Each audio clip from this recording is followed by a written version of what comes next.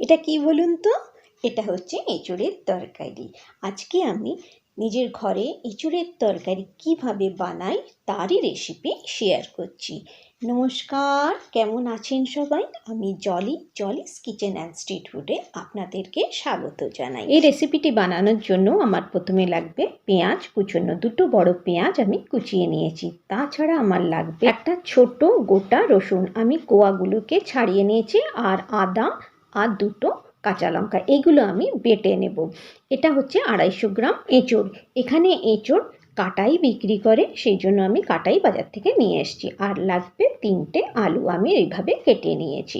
তাছাড়া আমার লাগবে একটা মশলা, তার জন্য 2 চামচ দই নিয়েছি, 1 চামচ লঙ্কার গুঁড়ো মেশাচ্ছি, তার সাথে 1 চামচ ধনে গুঁড়ো, 1 চামচ হলুদের গুঁড়ো, 1 চামচ গোলমরিচের গুঁড়ো, 1 চামচ চিকেন মশলা আর 1 চামচ কস্তুরি মেথি। আপনি চিকেন মশলার জায়গায় মিট মশলাও দিতে পারেন। সব একসাথে দইয়ের সাথে আমি ফেটিয়ে নিচ্ছি। তারপরে আমি একটা কড়াই বসিয়ে দিচ্ছি। কড়াইতে 1 চামচ তেল দিয়েছিলাম ছোট চামচের, তারপরে আমি জল দিয়ে দিচ্ছি, দিয়ে নুন আর হলুদ দিয়ে দিচ্ছি। তেল দিয়েছিলাম যাতে নুন হলুদের দাগটা যেন কড়াইতে না পড়ে। তারপরে জলটা যখন ফুটে উঠেছে তখন আমি এঁচোড়গুলো ওর মধ্যে দিয়ে দিচ্ছি, দিয়ে আমি ঢাকা দিয়ে 10 মিনিট এঁচোড়টাকে সেদ্ধ করে নেব। এখানে আমি এঁচোড়টাকে 80% সেদ্ধ করে নিচ্ছি। দেখুন আমার এঁচোড়গুলো সেদ্ধ হয়ে গেছে। আমি এখন এঁচোড়গুলো কড়াই থেকে নামিয়ে নিচ্ছি।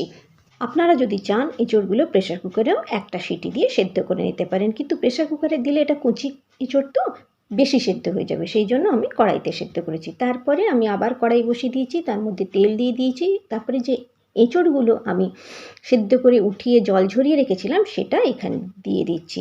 এঁচোড়গুলোকে আমি এখানে লাল করে ভেজে নেব। এঁচোড় সেদ্ধ করার পর তেলে ভেজে এঁচোড় রান্না করলে তরকারির স্বাদ খুব ভালো হয়। আমার এঁচোড়গুলো লাল করে ভাজা হয়ে গেছে, আমি এঁচোড়গুলো এখন নামিয়ে নিচ্ছি। এই তেলের মধ্যেই আমি এখন আলুগুলো দিয়ে দিচ্ছি। আলুগুলো আমি লাল করে ভেজে নিচ্ছি। আলু আমার লাল করে ভাজা হয়ে গেছে, এখন আমি আলুগুলোকে নামিয়ে দিচ্ছি। এই তেলের মধ্যে আমি আরেকটু তেল দিয়ে দিচ্ছি। তেল দেবার পরে আমি এখানে 2টো ছোটো এলাচ, একটা বড় এলাচ, 2টো লবঙ্গ আর একটু দারচিনি গুঁড়ো করে ফোড়ঙে দিয়ে দিচ্ছি। তার সাথে দিচ্ছি একটা তেজপাতা আর একটা শুকনো লঙ্কা। যতক্ষণ না এর একটা গন্ধ উঠছে ততক্ষণ আমি এটাকে ভাজবো। ভাজার পরে আমি এখানে পেঁয়াজগুলো দিয়ে দিচ্ছি। পেঁয়াজগুলো আমি একটু তেলে নেড়ে নিচ্ছি। নেড়ে চেড়ে নেবার পরে আমি এর মধ্যে একটু নুন আর একটু হলুদ দিয়ে দিচ্ছি।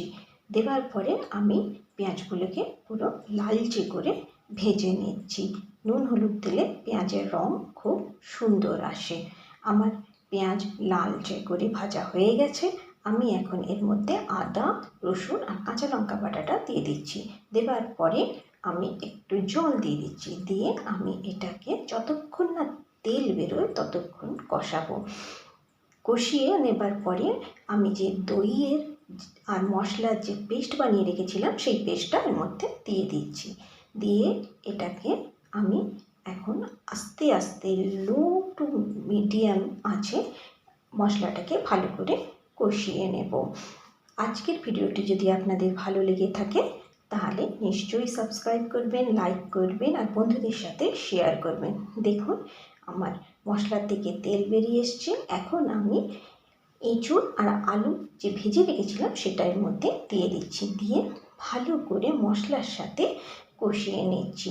আপনি যত ভালো করে আলু, এঁচোড় আর মশলা কষাবেন এঁচোড়ের তরকারির স্বাদ তত ভালো আসবে। এই সময় আমি এখানে 1 চামচ নুন দিই। আপনারা যদি এঁচোড়ের তরকারিতে মিষ্টি খেয়ে থাকেন তাহলে নুনের পরে একটু চিনিও এর মধ্যে দিয়ে দেবেন। এঁচোড়ের তরকারিতে চিনি দিই না, সেই জন্য আমি এখানে চিনির ব্যবহার করছি না।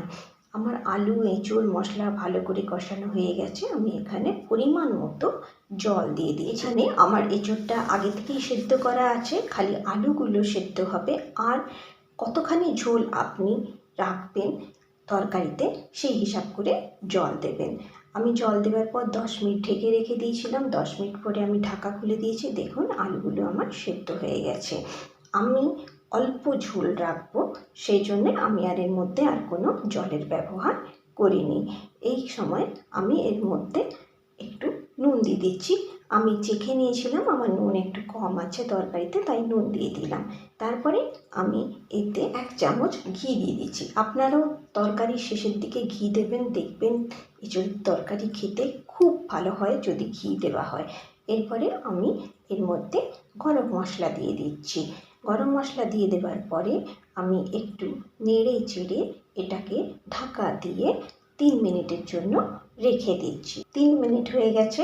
আমি এখন ঢাকা খুলে এর উপরে ধনেপাতা কুচি ছড়িয়ে দিচ্ছি। ধনেপাতা কুচি ছড়াবার পরে আমি ঢাকা দিয়ে গ্যাসটাকে বন্ধ করে দিচ্ছি। হয়ে গেল আমার এঁচোড়ের তরকারি। দেখুন আমার এঁচোড়ের তরকারিটা কত সুন্দর হয়েছে।